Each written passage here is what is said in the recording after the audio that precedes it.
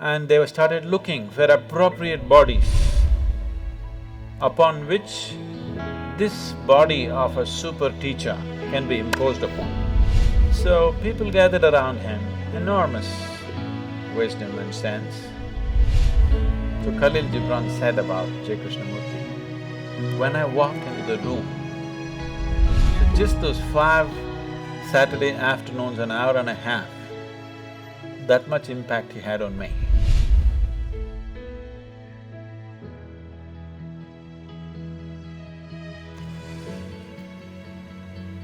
Jiddu Krishnamurti was born in a village called Madanapalli. I've been to his house where he was born and where he lived. A century-old house, a cute little house, nice place. It's kept like a monument for him today. At one time in early 20th century and late 19th century, Theosophy spread across the world in a big way. This was started by Madame Blavatsky, who had a great interest in occult and mysticism, and she spent late 19th century and early 20th century saw a lot of British and other European seekers of mysticism traveling to India and exploring and writing lots of books, many of them, you know. Max Muller, Paul Brunton and many others. Blavatsky was even before them. These are all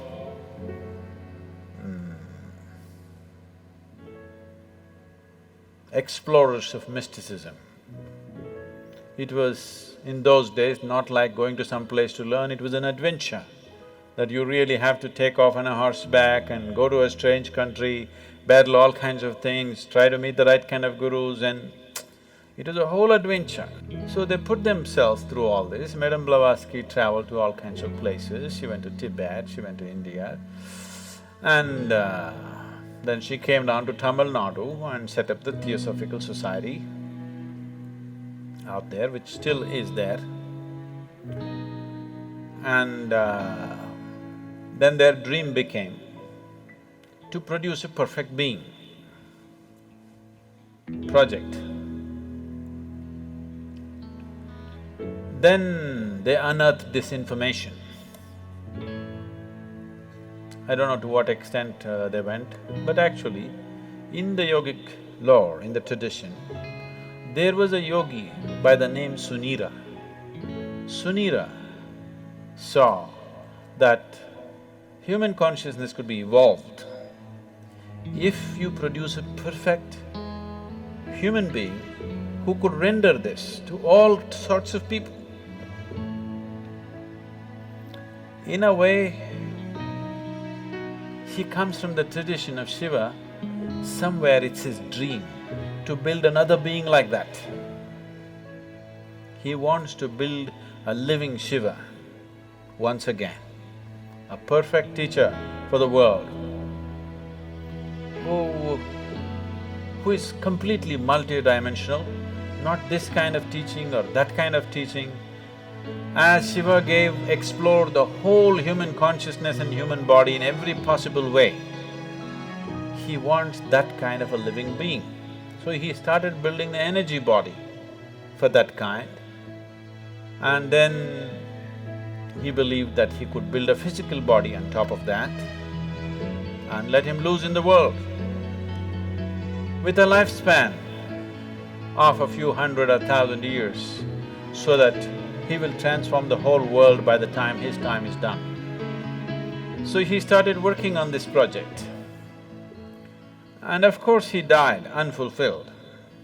Many ambitious yogis picked up the same project that Sunira had left and tried to reconstruct this energy body of a perfect teacher who can transform human consciousness.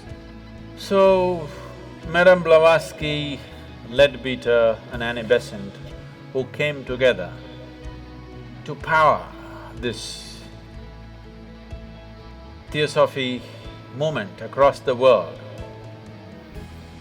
which they successfully did to a large extent, and they gathered the most phenomenal occult library on the planet is still in the Theosophical Society of India. They gathered every kind of book on occult and they set up a whole study team. Even now, Jiddu Krishnamurti's groups are called study groups, yes? Study circles or study groups, say because these study groups were set up by Anabesant and Leadbeater. These are brilliant intellects, no question about that. But they have no inner experience, but they have gathered phenomenal amount of information. So somewhere they believe with this information and with their intelligence and intellect, they can recreate all this. And they started looking for appropriate bodies upon which this body of a super teacher can be imposed upon. Jiddu Krishnamurti, Rukmini Arundale, who else? One more, whatever. They started putting them through very severe training to prepare them physically, mentally. But they have no inner experience. They're reading books and trying to do this to these boys. And they put JK and all kinds of meditative processes, and he attained to a certain level of… he became a fantastic human being. He was something that nobody could decipher, but he was like a flower, his fragrance could not be missed. Then they decided, when JK was about 20 years of age, 27 or 28 years of age, this Theosophical Society decided to announce to the world that he is the world teacher. The perfect teacher has come. People gathered with great interest in this. JK came on the podium and he said, "I am not a world teacher." Poof! The whole Theosophical Society and their project, everything went down the tube. He had the courage and the sense and the wisdom to say, "I am not."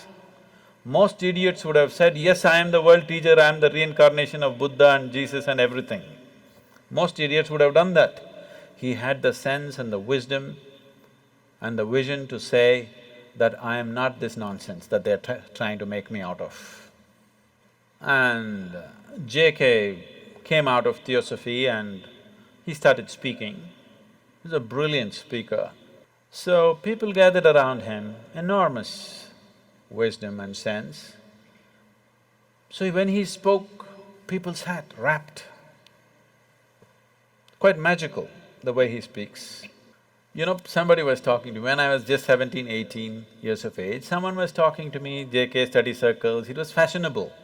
For all those people who think they're intellectual, you have to read JK, you have to listen to JK's audios, otherwise you're not intellectual enough. In the Indian intelligentsia, if you have not read JK, Kierkegaard and Dostoevsky, you have no brain actually. That's how it's treated. So it's like fashion. For everybody, they should have read this, whether they get it or they don't get it. You read Dostoevsky, you read Kierkegaard, you read Jiddu Krishnamurti, means you got some brain working. That's a gauge. So, people were talking, JK, he's something every Saturday afternoon, they have a study circle where they play some audio tapes and his books are there and things. Some of my friends invited me and I went. So they were playing a short video. The man was sitting like this is the first time I'm seeing him, the first time I'm listening to him. He was still alive at that time. Just the integrity of the person is spilling all over him. Just the sheer integrity of the man cannot be missed.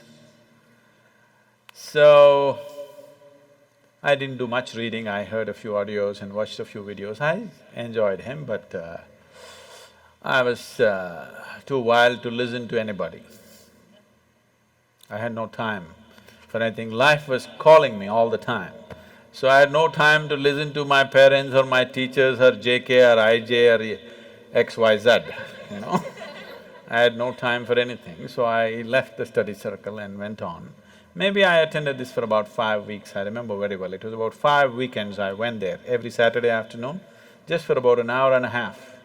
They would play 1 half an hour video or audio, and then they'll all get into discussion and one big confusion. Because nobody around him understood what he's talking about. Because he refuses to use any method, he refuses to use any example, he refuses to use any parable, any story, any joke or anything. Just… this is just intellectual dissection.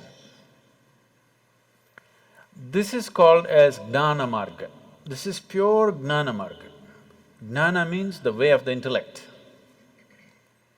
Out of these 7 billion people, if you find 10,000 people who have that kind of a razor-sharp intellect, who can, without any kind of context, they can go on slicing things, you will not even find I don't think you'll find 10,000.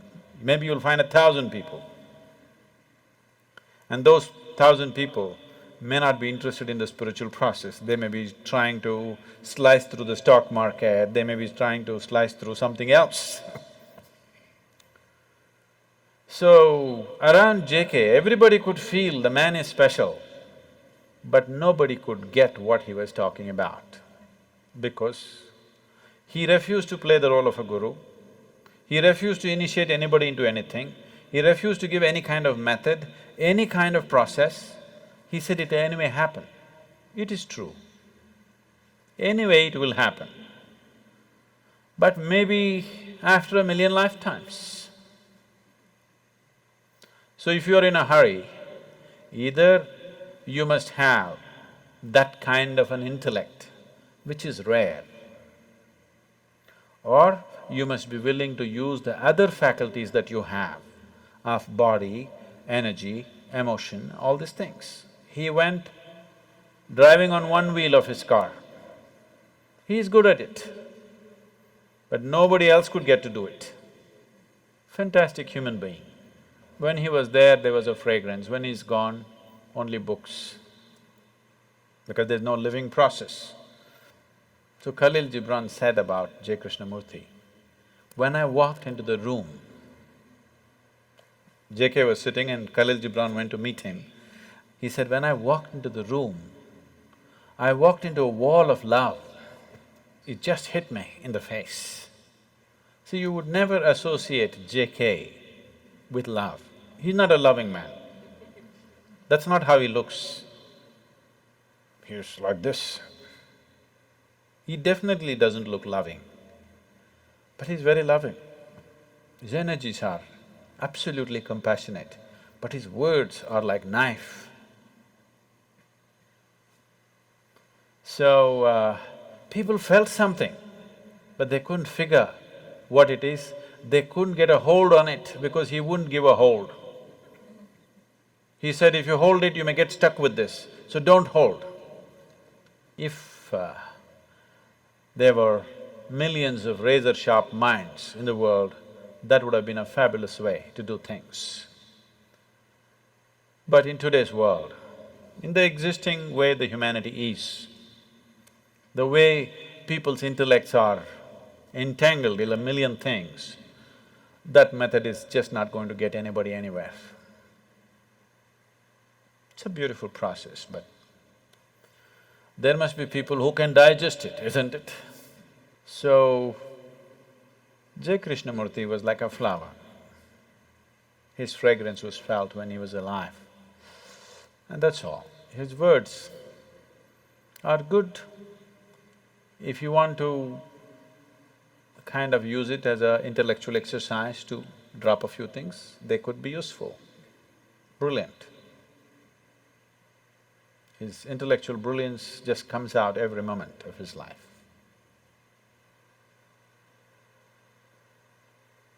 He started a few schools, which are wonderful schools, which are still on. I must tell you my association with him. When I went to this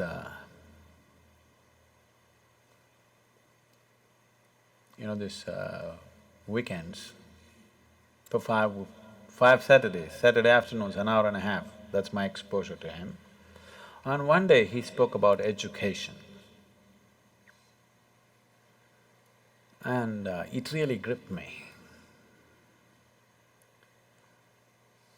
And it really twisted me inside out because all the ideas, I had never thought of an alternative way of educating people. I was only thinking of how to dismantle all the education system in my mind. When he spoke about education, suddenly it struck me, there's another way to do this. So just this thought came to my mind. I was just maybe 17, 18, and I was living wild and I have dreams of running away somewhere. Uh, so I just thought if at any time if a child comes under my control, I would like to put the child to this kind of education. So, it just so happened, when my daughter had to go to school, when she got admission in some of the best schools in Ooty, but then it just flashed me in my mind that, okay, there's a JK school, why don't I send her there? And she went to that school and she spent 8 years studying there. So just those 5 Saturday afternoons, an hour and a half, that much impact he had on me, that I handed over my daughter to his care in one way or the other.